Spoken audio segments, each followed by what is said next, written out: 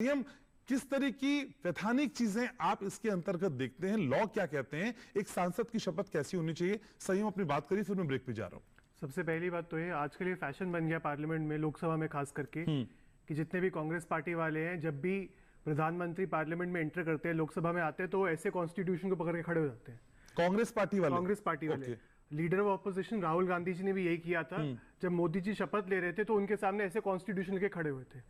ये क्या हो सकता है? मैं आपको इस बात की गारंटी दे सकता हूँ, उनको कॉन्स्टिट्यूशन ऐसे हाथ में पकड़ना तो आता है, लेकिन उनको नहीं पता होगा कि कॉन्स्टिट्यूशन में आर्टिकल कितने हैं, बिल्कुल शेड्यूल कितने हैं। आर्टिकल एक भी अगर राहुल गांधी जी बता देंगे तो मैं अपना स्टेटमेंट वापस ले लूंगा। उनको पता ही नहीं है। आज सुबह मैं एक वीडियो देख रहा था, कल अनुराग ठाकुर जी ने कांग्रेस पार्टी वालों को लोकसभा में पूछा कि आप सारा टाइम कॉन्स्टिट्यूशन पकड़ के खड़े रहते हो, जरा मेरे को ये बताओ कि इसमें पन्ने कितने हैं। सारे चुप थे, किसी को कुछ पता ही नहीं था।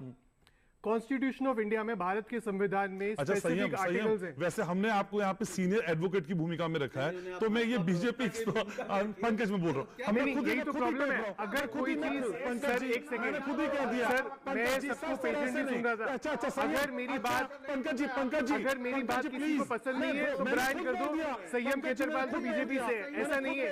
संयम, सर मेरा अपना व्यू है।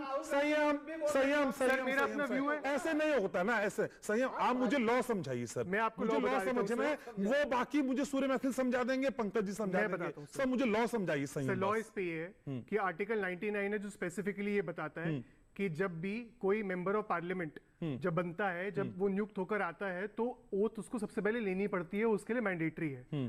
ओथ लेने का एक स्पेसिफिक प्रोसीजर है। कॉन्स्टिट्यूशन ऑफ इंडिया, भारत के संविधान में 12 शेड्यूल है। शेड्यूल 3 स्पेसिफिकली एक मेंबर ऑफ पार्लियामेंट ओथ कैसे लेगा, अगर आप कहें, मैं आपको पढ़ के सुना देता हूं।